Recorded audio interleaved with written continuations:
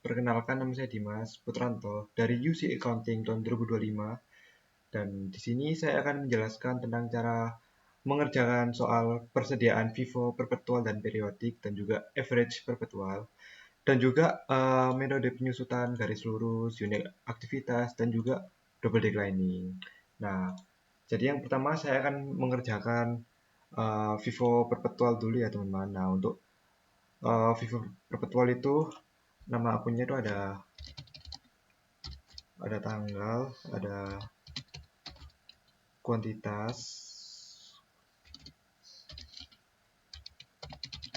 biaya, aduh,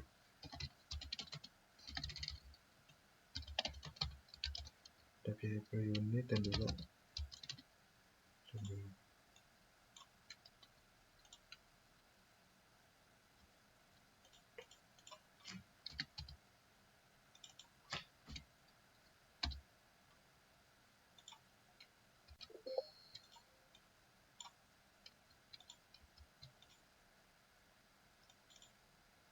oke, sudah kita sudah membuat, oh belum belum sih teman-teman.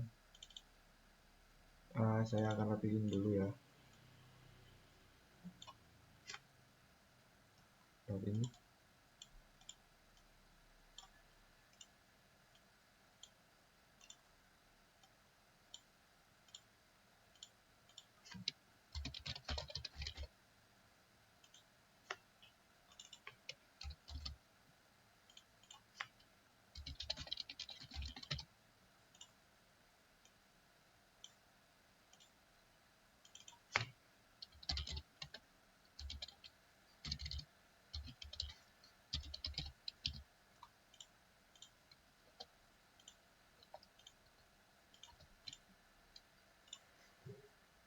oke, kita sudah membuat akunnya ya teman-teman. Sekarang kita akan langsung saja untuk proses pengerjaannya. Jadi untuk soal pertama yaitu pada tanggal 1 keterangannya stok awal dengan kuantitas 5.000 maksudnya, dengan harga 100 juta. Maka untuk uh, stok awal ini kita tidak perlu menulisnya di pembelian dan juga HPP ya teman-teman. Kita langsung masukkan ke persediaannya saja.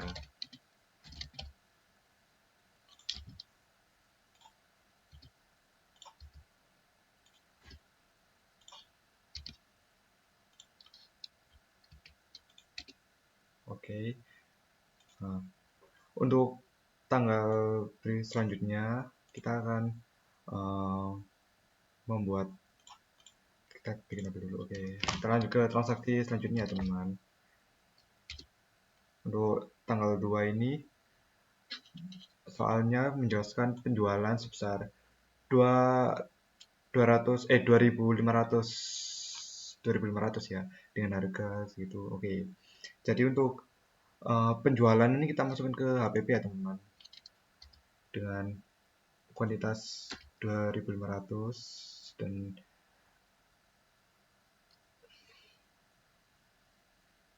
oh iya, jadi kita tidak perlu melihat, kalau penjualan kita tidak perlu melihat 150.000 ini ya teman-teman. Jadi kita fokus ke first in first outnya saja. Jadi berhubung yang barang yang masuk sudah ada 5.000, dan kita akan menjualnya sebesar 2.500, maka stoknya kita mengambil yang ini ya teman-teman. Jadi ini kita memakai yang ini. Nah, untuk jumlahnya kita bisa kali saja. Nah, oke, dan untuk stoknya, berhubung kita sudah anggapannya mengambil 2.500, maka dari 5.000 ini kita akan mengurangi dengan 2.500 ini. Maka langsung saja kita kurangi. Oke, untuk biaya per unitnya itu sama ya teman-teman, sama yang atas. Oke, untuk soal nomor 2 kita sudah selesai. Kita lanjut ke soal berikutnya. Oh, ya. Untuk soal tanggal 3 ini kita melakukan pembelian teman-teman sebesar 2.000. Maka kita langsung tulis saja pembelian, dan biaya per unitnya ini jumlahnya. Oke. Nah, berhubung harganya ini berbeda dengan yang ini 100.000 sedangkan yang ini 90.000, maka kita akan memisahnya ya teman-teman. Kita tidak boleh menyatukannya. Kalau Vivo average kalau average perpetual baru boleh. Kalau Vivo perpetual tidak boleh ya teman-teman. Maka kita harus memisahnya.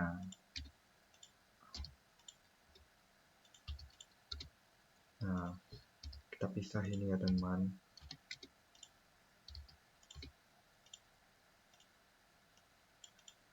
Loh.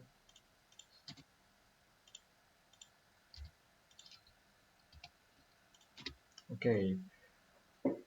Untuk tanggal 3 ini kita sudah selesai ya teman-teman. Kita bikin pembatas supaya tidak bingung. Kita lanjut ke soal berikutnya, tanggal 4. Oke, jadi pada tanggal 4 ini kita melakukan penjualan sebesar 1.500 ya teman-teman. Nah, maka dari itu di penjualan ini kita langsung masukkan ke dalam HPP. 4 Januari sebesar ini. Oke, nah kita tidak perlu melihat harganya ini ya. Kita jangan terkecoh oleh harga 80.000-nya ini ya teman-teman. Kita fokus melihat ke persediaannya ini. Jadi berhubung kita berhubung kita menjual sebesar 1.500 dan persediaan awalnya atau first in-nya adalah yang 100.000 ini, maka untuk stok akhirnya kita juga menguranginya.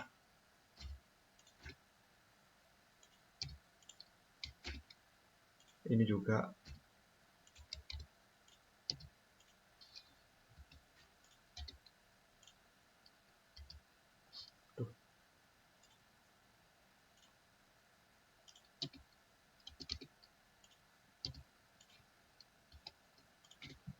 Oke, dan juga untuk persediaan yang 90.000 ini tetap sama ya teman-teman. Soalnya dia tidak mengurangi apa-apa.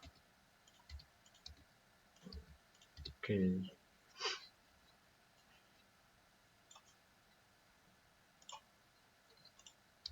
Nah, oke. Lalu berikutnya pada tanggal 5. Pada tanggal 5 ini kita melakukan pembelian ya teman-teman sebesar 3.000 dengan harga 80.000 rupiah ya teman-teman. Nah, langsung kita catat saja di sini sebesar 3.000. Lalu ini juga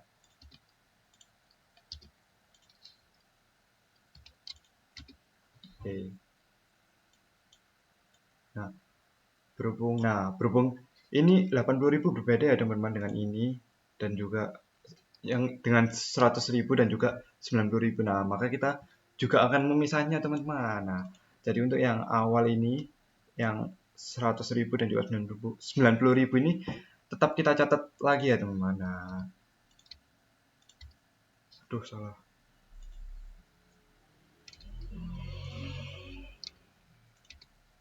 Oke.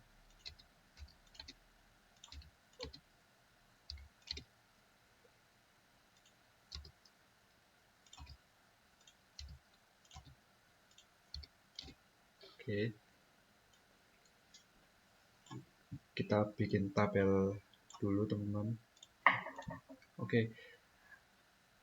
Oke, lalu soal terakhir yaitu tanggal 6. Pada 6 Januari ini melakukan penjualan ya teman-teman sebesar 3.500. Jadi langsung saja kita catat di sini teman-teman sebesar sebentar.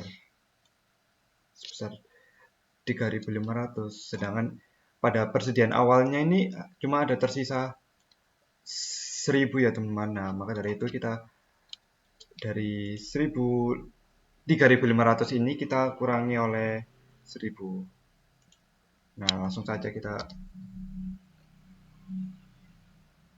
salah guys.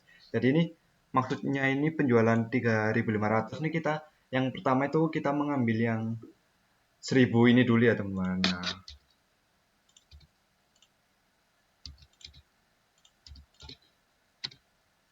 Nah, dari 3.500 dikurangi 1000 kan 2.500. Nah, sedangkan ini masih ada 2000. Nah, kita tetap mengambil yang ini ya teman-teman. Jadi kita tulis lagi saja yang 2000 dengan harga 90.000. Nah, berhubung dari 2.500 dikurangi 2000, sisanya 500.000 kan teman-teman. Nah, maka dari 500 500.000, 500 kuantitas 500 pack ini kita akan mengambil yang 80.000 ini ya teman-teman.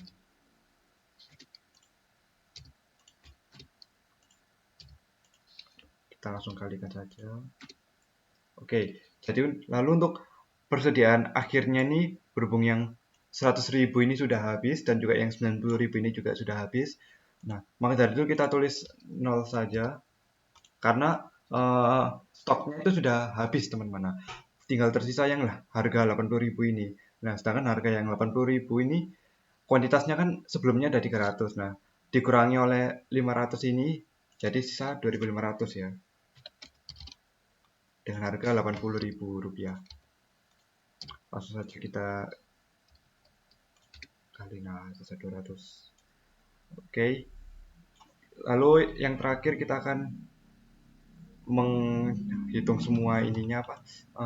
HPP-nya dan juga persediaan akhir kita, teman-teman. Oke. Kita kasih pembatas dulu.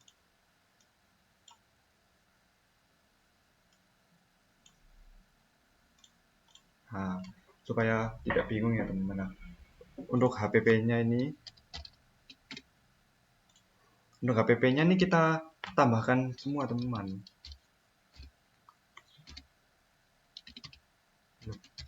Nah, tambahkan semua.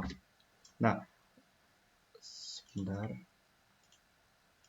Nah, ada 7.200 juta ya ini teman-teman. Oke. Lalu untuk persediaan akhirnya ini sebesar stok akhir kita tersisa 2.500 dengan biaya per unitnya adalah 80.000. Nah, jadi untuk persediaan akhir kita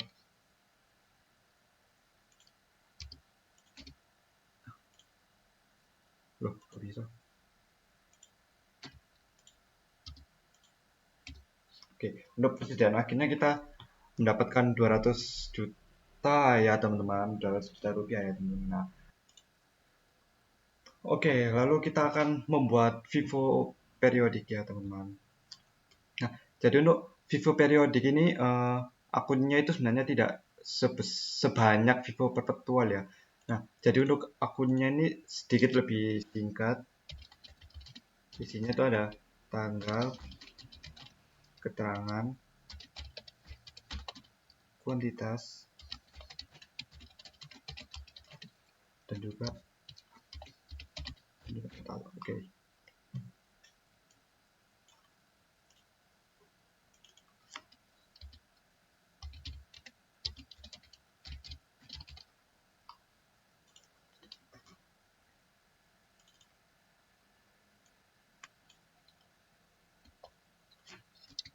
Kita pindah tengah sini saja teman-teman. Oh, nggak bisa ya. Udah gini saja, oke.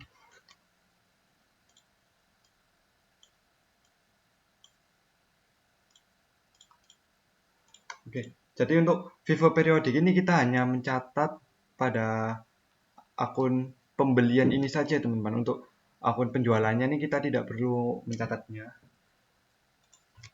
Nah, yang pada FIFO periodik ini sebenarnya itu yang bikin lebih gampang, itu soalnya kita tidak perlu mencatat banyak-banyak seperti FIFO perpetual ini. Nah, untuk FIFO periodik ini isinya cuma hanya modal awal dan juga pembelian kita saja. Seperti ada pada tanggal ini, tanggal 1, tanggal 3, dan juga tanggal 5. Atau sama seperti yang atasnya ini. Nah, langsung kita tulis saja teman-teman, tanggal 1 Januari. Untuk keterangan ini kita tulis Oh, kita terus ini aja stok awal ini dengan kuantitas ini, harga per unit segini dan total segini. Oke. Jadi untuk cara yang lebih gampang ini sebenarnya kita tinggal lihat dua yang atas ini saja atau yang ada pada akun pembelian. Kita tidak perlu melihat yang lain-lain. Jadi kita langsung saja tulis 3 Januari stok pembelian.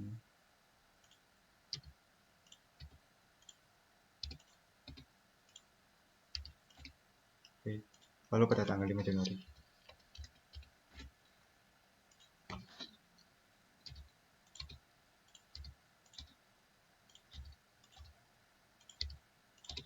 Oke. Oke, sudah teman-teman, kita bikin tabelnya lagi. Nah, pada Vivo periodik ini kita akan menambahkan total semua. Anggapannya kita akan menyamakan apakah Vivo periodik kita ini sudah betul atau tidak. Nah, dengan caranya kita akan membuat uh, barang yang tersedia ini dikurangi oleh persediaan akhir ini. Nah, maka akan menghasilkan HPP. Nah, dari HPP Vivo periodik ini kita akan mencocokkannya dengan HPP Vivo perpetual, apakah sama atau tidak. Nah, maka dari itu kita akan uh, langsung saja membuat. Jadi untuk barang yang tersedia ini kita akan menambahkan saja.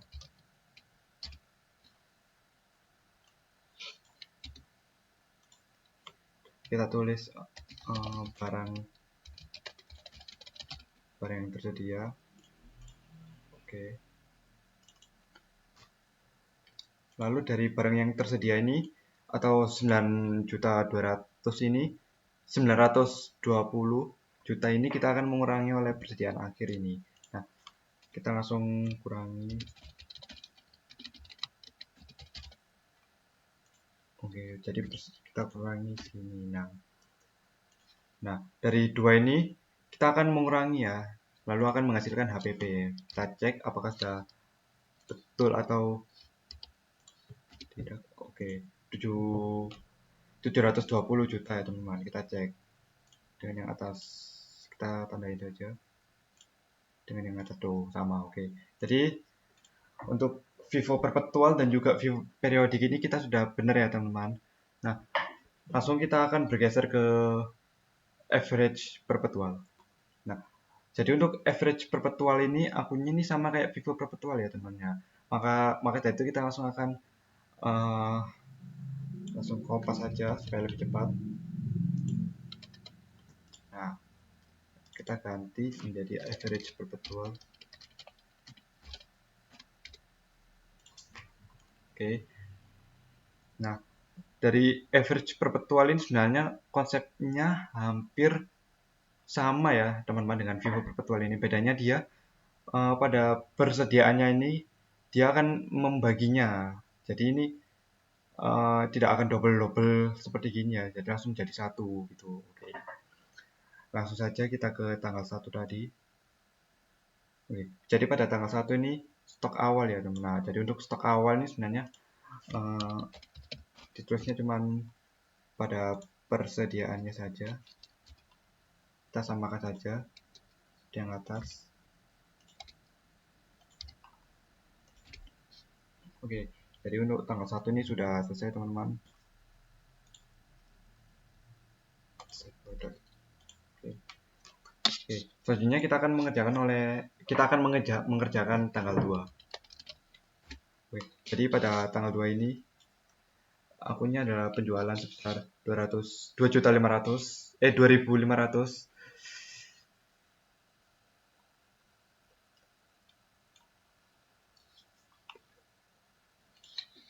Kita langsung tulis saja teman-teman.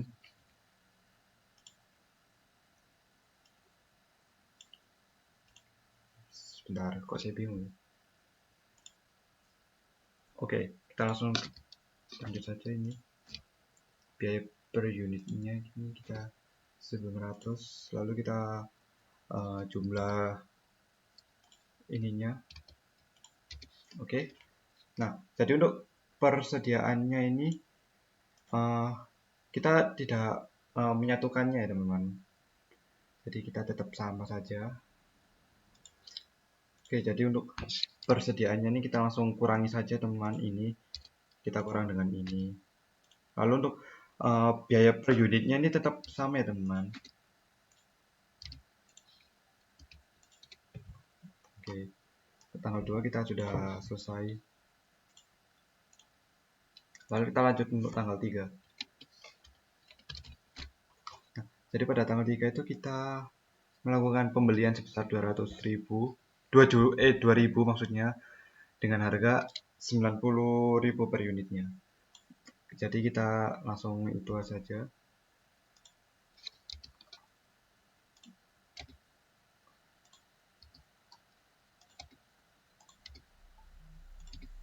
Oke. Nah, jadi untuk pembelian ini, nah ini baru yang kita berbeda, baru yang ini kita berbeda dari yang Vivo Perpetual. Nah, jika pada di sini biaya per unitnya adalah 100.000 dan ini 90.000. Nah, maka dari itu kita akan membaginya teman-teman. Nah, jadi untuk persediaannya ini tetap menambah, tambah,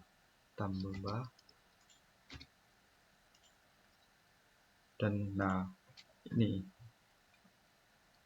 Nah, untuk persediaannya ini yang kita mengerjakan yang jumlahnya dulu. Ini kok tipu ya, baru tahu.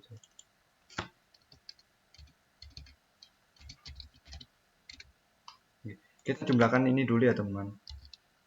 Nah, maka dari itu kita pilih yang jumlah persediaan yang sebelumnya ditambah oleh pembelian kita yang hari ini. Hasilnya adalah segini. Nah, belum sampai situ, dari 430 juta ini kita bagi oleh 4 juta 4.500 ini. Oke, kita bagi. Nah, untuk harganya kita mendapatkan di angka 95.000. Nah, oke, untuk tanggal 3 ini sudah selesai teman-teman. Kita akan lanjut ke tanggal 4. Nah, untuk tanggal 4 ini kita melakukan penjualan sebesar 150 ya teman-teman. Nah, kita langsung tulis saja 150. Nah, kan tapi di sini kan kita ada itunya ya teman-teman. Apa? Harga ada stoknya ya teman-teman anggapannya. Nah, jadi kita akan mengambil stok dari sini dengan harga yang sama 95.000. Nah, lalu kita akan mengkalinya. Oke. Nah, dari 4.500 ini kita akan mengurangi 1.500. Kita akan kurangi saja dengan ini tidak mempengaruhi.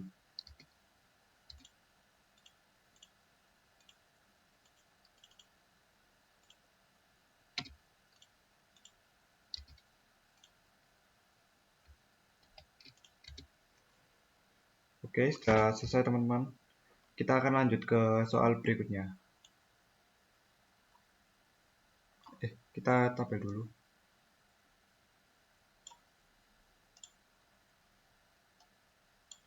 Oke, untuk soal tanggal 5 ini kita akan melakukan pembelian sebesar 3.000. Kita langsung tulis saja 5 sebesar 3.000 dengan harga 80.000 ya teman-teman. Oke, nah dari sini kita akan menambah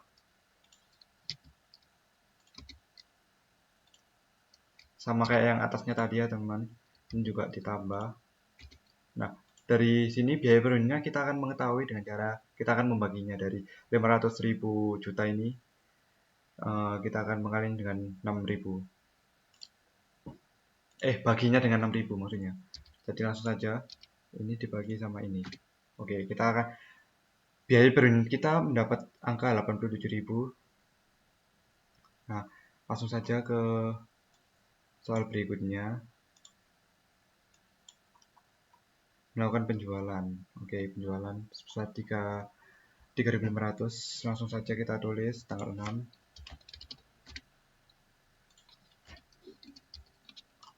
sebesar 3.500 dengan harga. Oke, harganya kita belum melihatnya. Berhubung kita stoknya ada sebelumnya ini, jadi kita akan uh, menjualnya dengan harga 87.000 ini ya teman-teman. Nah, kita tulis saja. Lalu kita akan mengkalinya, ini kita akan kali dengan ini. Oke, kita dapat harga dengan penjualan 307.000 rupiah, 7 juta ribu rupiah maksudnya. Oke, jadi untuk stok akhirnya ini kita akan mengurangi penjualan ini. Kok salah? Oh,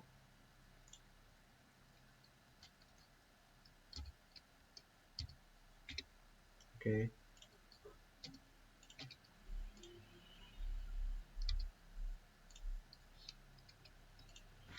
Oke, kita cek berikutnya. Kita akan mengecek apakah sudah sesuai atau tidaknya itu teman-teman. Dengan cara kita akan mengecek HPP-nya.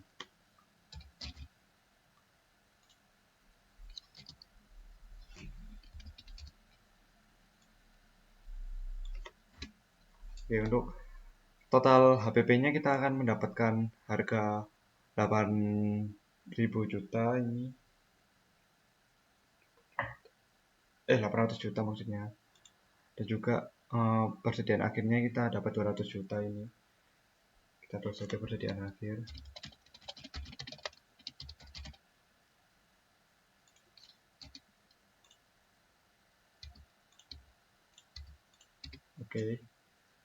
Oke, jadi untuk average perpetual ini kita sudah selesai ya teman-teman. Untuk average periodiknya ya sama-sama dengan inilah. Oke, untuk persediaannya kita selesai. Nah, kita akan lanjut ke metode penyusutan garis lurus. Nah, jadi saya sudah membuat soalnya ini sangat-sangat simple. Nah, jadi nilai buku kita ini adalah sebesar 450 juta rupiah dengan nilai residu 0 ya. Nah, dan juga umur ekonomisnya itu hanya 10 tahun. Nah, maka dari itu kita akan menentukan tarifnya ini dengan cara salah 100% kita kali dengan umur ekonomisnya ini, kita akan mendapatkan 10% harusnya ini.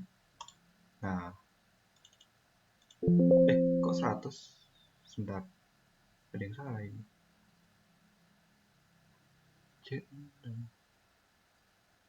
Harusnya benar deh. Oh, harusnya kita bagi teman-teman, bukan dikali. Nah, baru kita dapat angka tarif yang benar ini ya teman-teman. Nah, jadi untuk tabelnya itu kita akan membuat tabelnya terlebih dahulu. Nah, untuk tabelnya ini kita ada tahun biaya yang dapat disusutkan,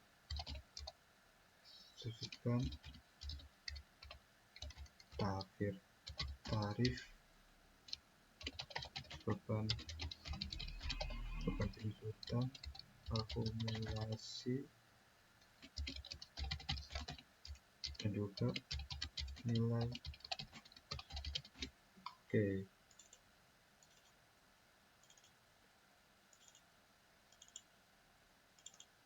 Oke, kita sudah selesai membuatnya ini ya teman-teman. Nah, maka dari itu kita akan langsung memulai saja. Nah, kita melihat umur ekonomisnya ini hanya 10 tahun. Nah, untuk mempermudah kita akan mengawali tahunnya dengan tahun 2021 ya teman-teman. Oke.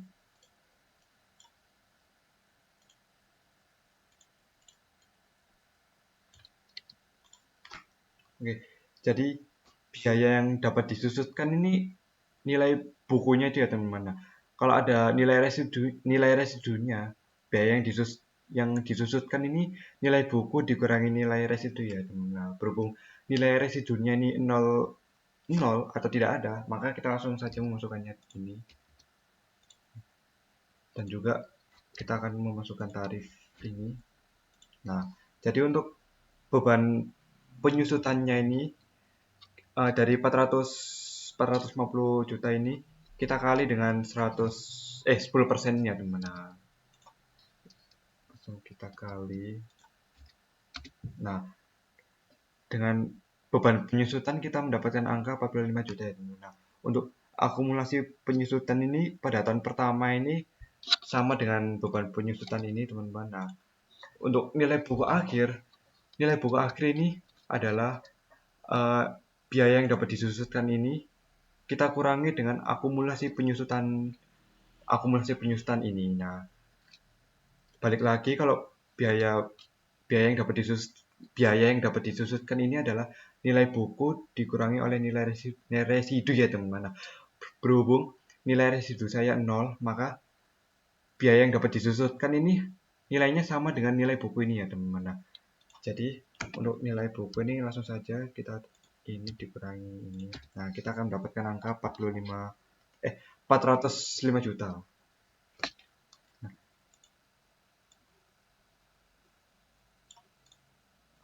Loh.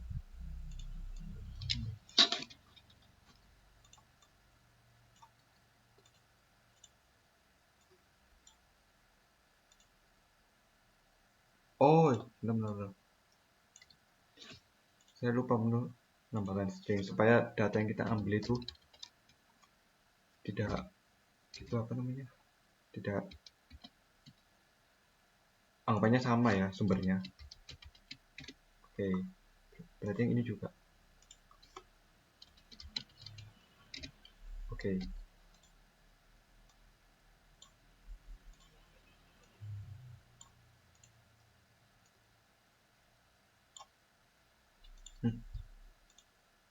Oh iya sama. Oke. Jadi untuk akumulasi penyusutan yang tahun kedua ini adalah uh, dari kita akan menambahkan akumulasi penyusutan ini kita tambah dengan beban penyusutannya ya. Nah, jadi langsung saja kita masukkan ini kita tambah oleh ini, hasilnya adalah 90 juta. Nah, dari 90 juta ini kita akan kurangi lagi oleh biaya biaya yang dapat disusutkan ini menjadi nilai buku akhir. Nah, jadi nilai buku akhir ini rumusnya sama kayak atas, ini dikurangi oleh akumulasi ini. Nah, itu saja. Kita cek ke bawah apakah sudah benar rumusnya. Oke, sudah benar ya teman-teman, ini hasilnya 0 alias sudah benar atau sama dengan nilai residunya ini hasilnya. Oke, jadi untuk metode penyusutan garis lurus yang ini sudah selesai ya teman-teman. Kita akan bergeser ke soal berikutnya yaitu unit aktivitas. Nah, jadi untuk unit aktivitas ini sebenarnya uh, hampir sama, cuman kita ada tambahan total unitnya ini. Nah, jadi saya kan sudah membuat soalnya, tapi saya lupa catat di sini, jadi kita langsung saja ambil dari sini.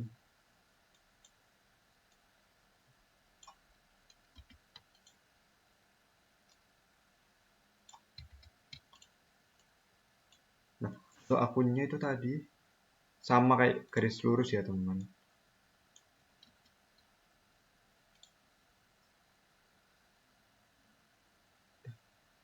Loh, oke.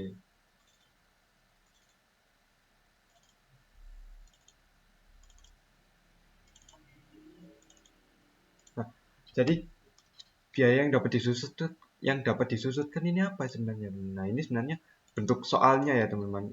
Anggapannya nih kayak uh, kita nilai buku kita ini adalah sebuah mobil. Nah, jadi mobil kan ada masa pakainya teman-teman. Jadi tiap tahun ini mobil ini sudah berjalan sebanyak 12.000 km. Ini juga sampai bawah ini. Nah, banyak gitu ya teman-teman untuk soalnya ya. Nah, Langsung kita akan masukkan saja total unitnya itu sama seperti yang kayak tadi ya teman. Total unitnya itu dari nilai buku ini kita bagi oleh umur ekonomisnya ini. Oke. Loh kok gini? Oh salah teman, maksudnya 100%. Oke.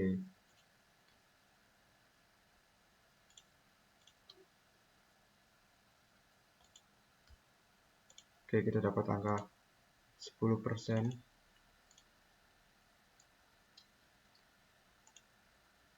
Atau sebentar guys. Kayaknya kita salah deh, ini bukan gini deh maksudnya. Sebentar. Oh iya ya.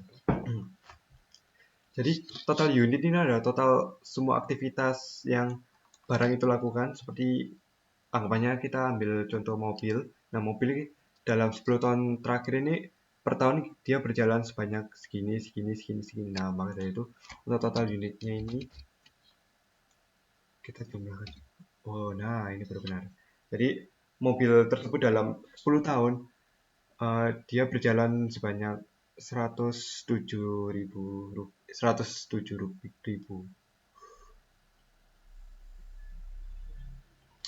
Oke, jadi untuk biaya per unitnya ini em, dari nilai buku ini dikurangi total unit harusnya. Sebentar, kok saya lupa. Terbagi ya.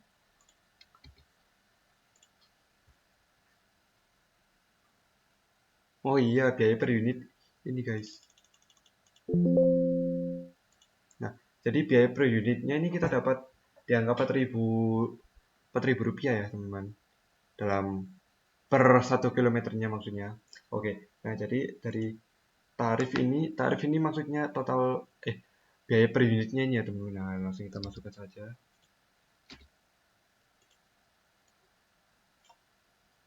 Oh,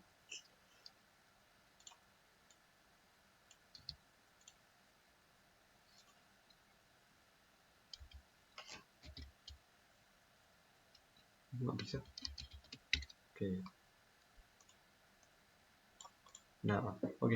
Jadi untuk beban penyusutannya ini kita kita kali kita langsung kali saja ya teman-teman. Dari ini.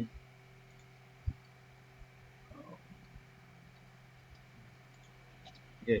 Untuk aduh kok gini.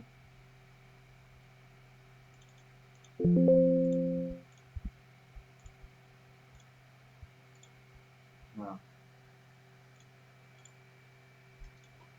oke, untuk akumulasi penyusutan ini sama kayak yang tadi. Untuk tahun pertama ini sama kayak beban penyusutannya. Nah, untuk nilai akhirnya ini em,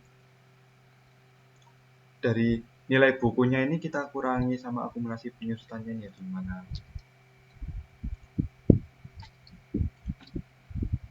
Nah, kita dapat di angka 399 juta rupiah. Nah, balik lagi sebenarnya ini oh ya benar, oke oke gitu maksudnya.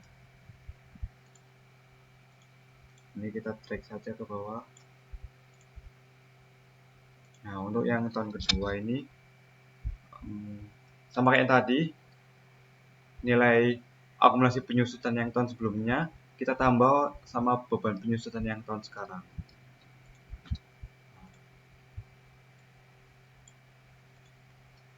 Ini juga harusnya sama. Kita cek apa betul atau tidak. Oh salah, begitu berarti.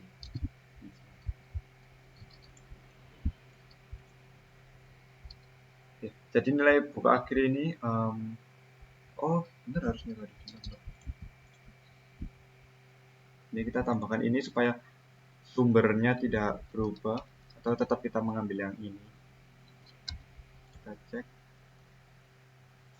Oke, betul. Oke, untuk unit aktivitas kita sudah selesai ya teman-teman. Langsung kita masuk ke double declining. Nah, untuk double declining ini kita soalnya ini tetap tetap sama. Nah, jadi untuk tarif ini rumusnya sama kayak yang tadi, cuman ada sedikit penyesuaian yang dimana 100% kita bagi sama umur ekonomis, lalu kita kali 2. Oke. Untuk tarif sama beda dengan yang tadi sih tadi. Oke, jadi untuk tabelnya ini kita sama.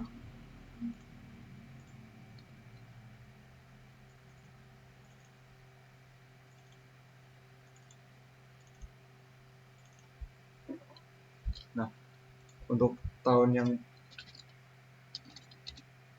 pertama kita asumsikan sebagai tahun 2021. Oke, pas. Nah, jadi pada metode double declining ini rumus-rumusnya itu sedikit berbeda ya teman-teman dengan yang awal-awal tadi. Nah, jadi untuk yang pertama ini pada tahun pertama nih kita tulis nilai buku kita yang awal, lalu tarif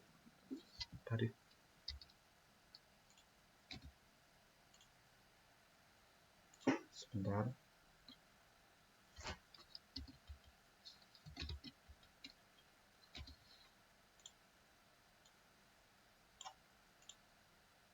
Oke, lalu untuk beban penyusutannya ini sama.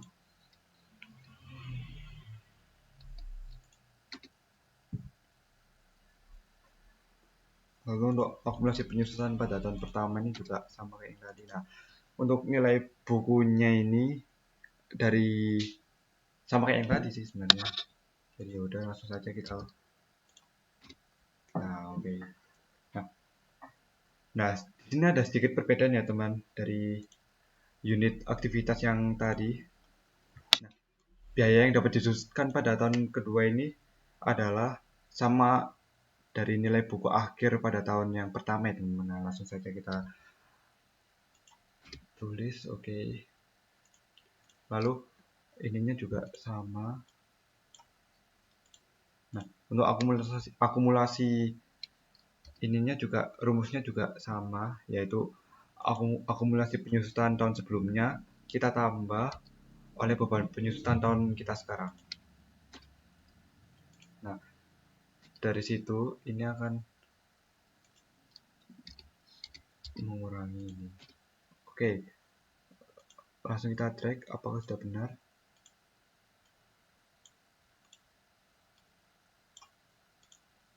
Loh, kok minus? Bentar, ada sedikit kesalahan ini.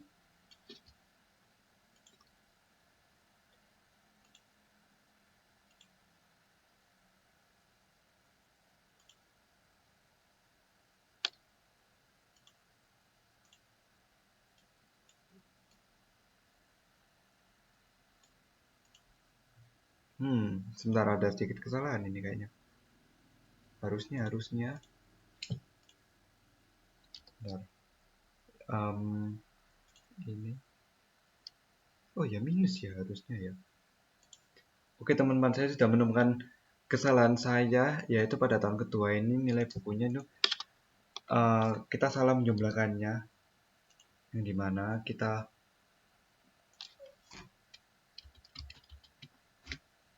jadi untuk nilai buku ini dari nilai buku akhir ini adalah nilai buku kita kurangi sama akumulasi penyusutannya ya teman-teman. Nah, langsung saja kita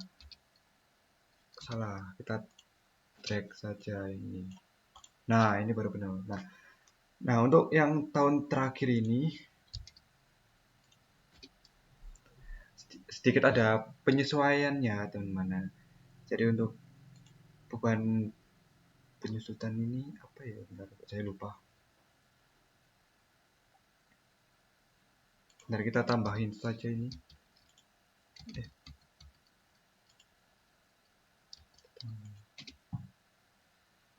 Oh iya. Oh, berarti ini sama dong. Soalnya 60 juta kita kali 0 ini, anggapannya ini 0. 1. Jadi sama harusnya. Oke, kita sudah selesai ya teman-teman untuk double declining kita. Nah, habis itu kita akan lanjut ke soal penjelasan berikutnya, itu kita akan menjelaskan tentang PSAK.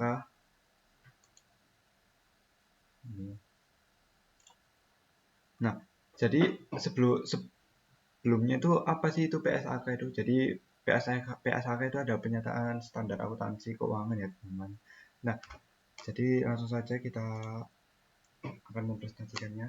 Nah, jadi jadi tujuan PSAK itu sebenarnya itu adalah dasar-dasar bagi penyajian laporan keuangan yang bertujuan umum seperti General Purpose Financial Statements agar dapat dibandingkan dengan baik dengan laporan keuangan periode sebelumnya maupun dengan laporan keuangan entitas lain. Oke.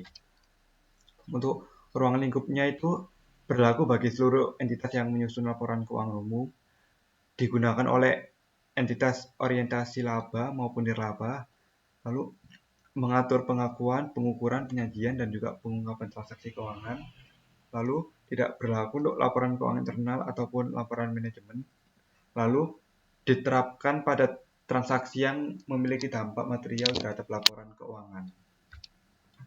Nah, lalu tujuan laporan keuangan itu buat apa sih? Nah, jadi laporan keuangan itu adalah laporan yang terstruktur yang menyajikan kondisi keuangan suatu entitas dan juga disusun berdasarkan prinsip akuntansi yang berlaku umum atau PSAK atau pernyataan standar akuntansi keuangan. Nah, balik lagi, tujuannya itu buat apa sih? Nah, jadi tujuannya itu menyediakan informasi tentang aset, liabilitas, ekuitas, pendapatan, dan beban, termasuk keuntungan dan kerugian, kontribusi dari dan distribusi kepada pemilik dan kapasitasnya sebagai pemilik, dan juga arus kas. Lalu memberikan gambaran kemampuan entitas dalam penghasilan laba dan arus kas, lalu membantu pengguna dalam menilai kinerja dan posisi keuangan perusahaan, lalu menjadi dasar evaluasi keberlanjutan usaha atau going concern, lalu mendukung pengambilan keputusan ekonomi oleh investor, kreditur, dan juga pihak lainnya. Nah, lalu untuk ide utama laporan keuangan itu adalah informasinya itu posisi keuangan pada periode akhir pelaporan, lalu informasi kinerja keuangan selama periode berjalan, lalu informasi perubahan ekuitas pemilik, informasi arus kas dari aktivitas operasional, investasi, dan pendanaan, lalu tambahan yang dijelaskan dalam catatan atas laporan keuangan. Nah, jadi isi utamanya itu sebenarnya ada laporan laba rugi, ada laporan posisi keuangan, laporan arus kas, perubahan ekuitas, catatan atas laporan keuangan, dan juga laporan awal periode. Nah, jadi untuk karakteristik utamanya itu yang pertama penyajian secara wajar dan keputusan secara SAK. Jadi laporan keuangan itu harus disajikan secara wajar sesuai dengan kondisi ekonomi yang sebenarnya, serta mematuhi standar akuntansi keuangan atau SAK yang berlaku. Kepatuhan terhadap SAK ini memastikan informasi keuangan dapat dipercaya, relevan, dan juga dapat dibandingkan antara entitas. Lalu yang kedua adalah keberlangsungan usaha atau going concern, yaitu laporan keuangan disusun dengan asumsi bahwa entitas akan terus beroperasi di masa mendatang dan tidak bermaksud atau tidak dipaksa untuk menghentikan usahanya. Apabila terdapat indikasi yang bertentangan dengan asumsi ini, maka entitas wajib mengungkapnya secara memadai. Lalu yang ketiga adalah dasar akrual. Jadi, laporan keuangan itu disusun menggunakan dasar akrual, di mana transaksi dan peristiwa ekonomi diakui pada saat terjadinya, bukan pada saat kas diterima atau dibayarkan. Pengecualiannya berlaku untuk laporan arus kas yang disusun berdasarkan penerimaan dan juga pengeluaran kas. Nah, lalu yang keempat adalah materialitas dan penggabungan. Jadi, setiap pos yang memiliki sifat dan fungsi yang serupa serta jumlah yang material harus disajikan secara terpisah dalam laporan keuangan. Pos-pos yang tidak material dapat digabungkan ke dalam kelompok tertentu sesuai dengan sifatnya, agar laporan tetap ringkas dan informatif. Lalu yang kelima adalah saling hapus atau offsetting. Nah, jadi aset dan liabilitas serta pendapatan atau beban tidak diperkenankan untuk saling dihapuskan, kecuali apabila diperbalikan atau diwajibkan oleh PSAK tertentu. Prinsip ini bertujuan agar informasi keuangan tidak kehilangan makna dan juga tetap transparan. Lalu yang keenam adalah frekuensi pelaporan. Nah, jadi laporan keuangan itu harus disusun dan disajikan secara periodik, sekurang-kurangnya 1 kali dalam setahun. Konsistensi periode pelaporan ini diperlukan agar pengguna laporan keuangan dapat melakukan perbandingan antar periode. Lalu yang ketujuh adalah informasi komparatif. Nah, laporan keuangan harus menyajikan informasi komparatif untuk periode sebelumnya, sehingga pengguna dapat menilai perubahan posisi keuangan dan kinerja entitas dari waktu ke waktu. Informasi komparatif memandu analisis tren dan juga meningkatkan daya banding laporan keuangan. Nah, lalu yang terakhir nomor 8 adalah konsistensi penyajian. Nah, penyajian dan klasifikasi pos-pos dalam laporan keuangan harus sesuai dengan konsistensi antar periode. Perubahan penyajian hanya diperkenalkan apabila menghasilkan informasi yang lebih relevan atau lebih andal, serta harus diungkapkan secara jelas dalam catatan atas laporan keuangan. Oke, Oke, jadi kita akan membandingkannya apakah laporan posisi keuangan PT Jasa Marga Tbk ini sudah betul atau tidak. Oke, jadi yang pertama itu pada aset lancar ini. Nah, jadi yang pertama ini urutan penyajian. Aset lancar tuh harus disajikan lebih dahulu, baru diikuti oleh aset tidak lancar. Nah, kalau kita lihat dari uh, data ini, PT Jasa Marga ini sudah menampilkan aset lancar terlebih dahulu, baru aset tidak lancar. Oke, sudah betul. Lalu klasifikasi terpisah. Aset lancar seperti kas dan setara kas, piutang, dan investasi jangka pendek dipisahkan dari aset tidak lancar seperti investasi jangka panjang dan aset tetap. Nah, kalau kita lihat dari data tersebut, seperti kas atau kas dan setara kas ini dan juga piutang itu itu di itu dipisahkan ya teman-teman dari aset lancar dan tidak lancar. Oke. Lalu yang ketiga adalah aset yang diperdagangkan dan diperkirakan akan direalisasikan dalam siklus operasi berjalan dengan jangka waktu 12 bulan. Contohnya utang premi atau utang lain-lainnya. Nah, lalu kas setara kas itu terdapat pada pos kas dan setara kas pada bagian aset lancar. Nah, kalau kita lihat dari data tersebut, ini sudah benar ya teman-teman. Kas, kas dan setara kasnya ini berada pada aset lancar. Oke. Lalu kita lanjut ke laba dan ekuitas dan liabilitas. Liabilitas lebih tepatnya. Nah, oke. Jadi yang pertama itu urutan penyajian. Kita lihat ini, kita baca dulu.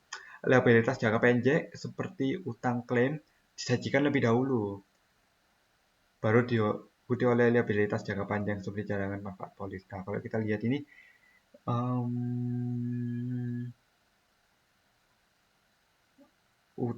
utang ini sudah ditunjukkan terlebih dahulu ya teman-teman, baru cadangan polis. Nah ini, oke. Oke, jadi udah benar ya. Nah, lalu klasifikasi terpisah. Nah, liabilitas jangka pendek itu dipisahkan dari liabilitas jangka panjang. Nah, ini sudah terlihat terpisah ya teman-teman dari pendek dan juga yang panjang ini atau atas atau bawah. Nah, lalu yang ketiga, liabilitas yang diselesaikan dalam jangka waktu 12 bulan. Seperti utang reasuransi dan utang lain-lain disajikan secara terpisah. Oke, kalau kita lihat tadi utang-utang dan lain-lain itu sudah terpisah ya teman-teman. Nah, seperti ini utang utang obligasi dan utang ini sudah dipisahkan. Oke. Lalu yang keempat adalah pajak tangguhan. Tidak diklasifikasikan dalam liabilitas jangka pendek, tetapi dalam liabilitas jangka panjang. Nah, jadi ini maksudnya ini pajak tangguhan ini diklasifikasikan itu pada liabilitas tidak lancar, bukan pada liabilitas jangka pendek. Lanjut. Nah, lalu kita lanjut ke ekuitas. Nah, jadi ekuitas itu disajikan setelah liabilitas. Oke, tadi sudah benar ya. Tadi datanya kita lihat liabilitas dulu, baru ekuitas. Jadi ini kayak semacam lanjutannya itu, tapi saya potong saja supaya tidak memenuhi slide. Oke, jadi yang nomor 2, ekuitas yang didistribusikan kepada pemilik entitas induk dipisahkan dari kepentingan non pengendali. Oke. Lalu yang ketiga, disaji kepentingan non pengendali itu disajikan sebagai bagian dari ekuitas, bukan pengurangan laba. Oke, jadi kalau kita lihat ini sudah betul ya teman-teman. Lalu informasi komparatif terhadap perbandingan keuangan antara tahun 2023 dengan periode sebelumnya pada laporan. Nah, sebenarnya ini kepotong ya teman-teman. Nah, ini jadi kayak dipisahkan. Jadi ini ada tahun 2023, 2024, dan juga 2005. Nah, jadi itu harus ada perbandingan dari tahun 2023, dari periode-periode sebelumnya. Nah, hal yang terakhir ini, apa ini? Laporan arus kas. Nah, jadi laporan ini mencakup unsur laba komprehensif dengan pengungkapan terpisah untuk laba periode berjalan dan laba komprehensif lainnya. Nah, selanjutnya dua laporan disajikan dalam satu laporan dimulai dari laba atau laba bersih, diikuti oleh laba komprehensif lainnya sesuai dengan PSAK. Nah, kalau kita lihat ini labanya ini sudah laba itu dulu ya, laba bersih dulu ya teman-teman, baru diikuti oleh laba komprehensif lainnya sesuai dengan PSAK. Nah, lalu yang ketiga adalah minimum line item. Jadi semua item minimum yang disyaratkan PSAK itu tercantum, termasuk pendapatan, beban, dan juga beban pajak dan lain-lain. Nah, lalu laba bersih dan laba komprehensif juga itu juga termasuk beban ya teman-teman. Kalau kita cek ini, oke sudah ada ya teman-teman ini. Pendapatan ini pada awal ini, lalu beban ini sampai sini, sampai mana? Sampai sini. Ini juga termasuk, oh ya itu juga. Oke, lalu yang keempat adalah klasifikasi beban. Nah, jadi beban itu dikategorikan sesuai fungsi utama perusahaan, seperti beban underwriting dan beban operasional lainnya. Oke, jadi sekian dari saya. Terima kasih. Maaf kalau ada salah-salah kata atau tidak jelas. Kalau tidak jelas bisa komen di bawah saja ya teman-teman. Oke, terima kasih.